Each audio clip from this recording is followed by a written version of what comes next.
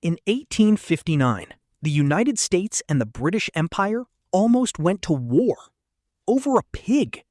Not an important pig, not a pig with diplomatic training, a pig that was eating somebody's potatoes. And two of the most powerful nations on Earth, with warships, cannons, and 2,000 soldiers, pointed their weapons at each other for 14 months. And when it was all over, the only casualty of the entire war was the pig. Today, they call it the Pig War, and it is exactly as ridiculous as it sounds. To understand the Pig War, you have to understand a problem that British and American diplomats had been arguing about for over 10 years. Where is the border? In 1846, Britain and the United States signed the Oregon Treaty. It said the border between the two countries runs along the 49th parallel. Simple, right? Except for one part, a group of islands in the Pacific Northwest, the San Juan Islands. The treaty drew the line through a channel called the Strait of Georgia, but there was another channel too, closer to the mainland, and the two channels wrapped around the same islands in different ways. One line gave the islands to Britain, the other line gave them to America, and the treaty said, "We'll figure it out later." They never figured it out later. So the San Juan Islands ended up with a very unusual situation. Both countries claimed them. And on the largest island, San Juan Island itself, a handful of settlers lived together, mostly peacefully. British settlers had their farms, American settlers had their farms. And the most important farm on the island belonged to the Hudson's Bay Company, which ran a big sheep operation there. Everyone shared the island, everyone got along. For a while. Then came the potatoes. Lyman Cutlar was an American farmer. He had a small plot of land on San Juan Island, and he grew potatoes. Now, potatoes are important to a farmer, especially a poor one. A potato patch is survival. And Lyman Cutlar had a problem with his potato patch. A pig. The pig belonged to Charles Griffin, an Irishman who worked for the Hudson's Bay Company. Griffin's sheep farm was right next to Cutlar's land, and the pig, a big, black, hungry pig with absolutely no respect for fences, kept getting into Cutlar's garden. It rooted up the potatoes. It tore up the rows. It was, in Cutlar's opinion, a complete disaster with legs. This had happened before. Cutlar had complained. Griffin had promised to fix it. The pig had kept coming back. And then, on the 15th of June, 1859, Lyman Cutlar reached his limit. He saw the pig in his potato patch. Again. Eating his potatoes. Again. And in that moment, a farmer who had lost too many crops made a decision. He picked up his rifle, aimed at the pig, and shot it. Dead. The pig was dead. The war was about to begin. Now, in a normal world, a dead pig would mean a quick apology and maybe a few dollars. This was not a normal world, because the pig did not belong to Lyman Cutlar. It belonged to Charles Griffin, and Charles Griffin was furious. Griffin demanded $10 for the pig. Cutlar said he'd pay $10 because the pig had been eating his potatoes. Actually, Cutlar said he'd pay for the pig's value minus the value of the potatoes the pig had destroyed, which made the price about $0. Griffin, unimpressed, raised the price. Now he wanted $100. $100 in 1859 was a fortune. Cutlar refused. The two men argued. Griffin threatened to have Cutlar arrested by the British authorities. And Cutlar, a stubborn American, refused to be arrested on what he considered American soil. So he did what any farmer with a rifle and a grudge would do. He wrote a letter. And that letter traveled all the way to the American military commander in the region, General William Harney.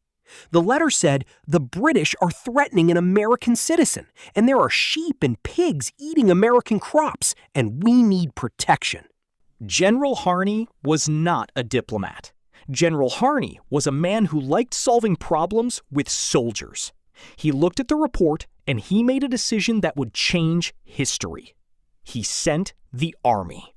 On the 27th of July, 1859, a United States Army captain landed on San Juan Island with a company of soldiers, about 66 men. The captain's name was George Pickett. You may have heard of him.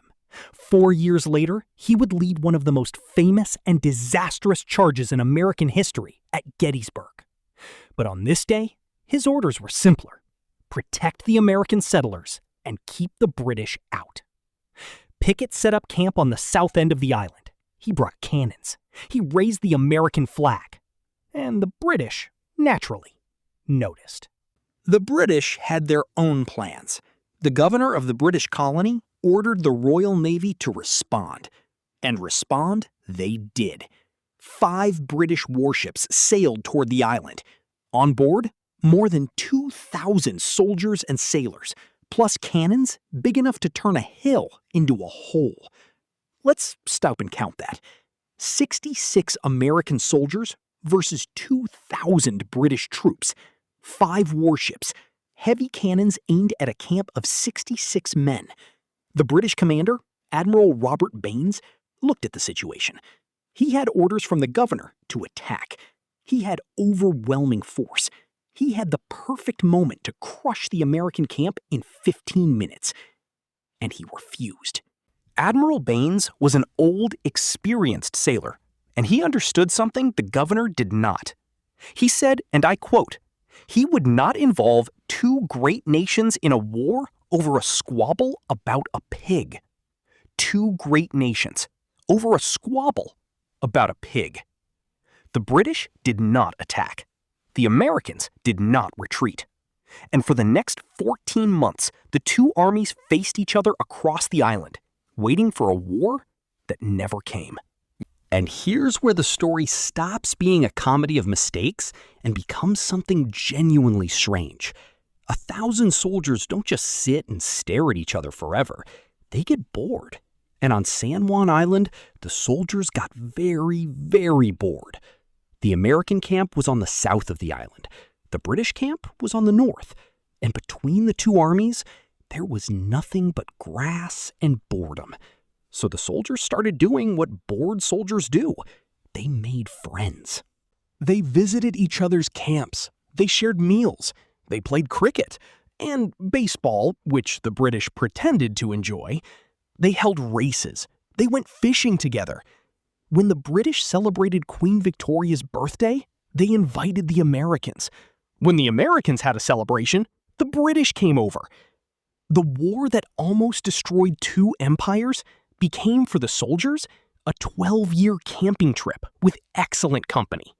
By 1871, both countries were tired of the argument. They signed a treaty that said, let someone else decide, a neutral judge. And who better than the most powerful man in Europe, Kaiser Wilhelm I of Germany. Yes, the future leader of the German Empire was asked to settle a fight about an island with a dead pig in it. And he took the job seriously. The Kaiser reviewed the maps. He studied the channels and the islands. And on the 21st of October, 1872, 13 years after a pig ate some potatoes, the Kaiser made his decision. He awarded the entire San Juan archipelago to the United States. The British packed up. English camp closed. The American flag stayed. And the pig? The pig never got a memorial. It never got a state funeral. Its sacrifice has been remembered only in the name of the war it accidentally started. The Pig War. 1 shot, 1 dead pig. 2 empires on the brink of war. 12 years of occupation. And exactly 1 casualty. An innocent, hungry, and probably delicious pig. History is full of wars that almost happened over things that almost mattered. If you want more stories they don't teach you in school, subscribe and tell me in the comments, if you were the Kaiser, would you have given the island to the Americans or the British? And more importantly, who do you think ate the pig?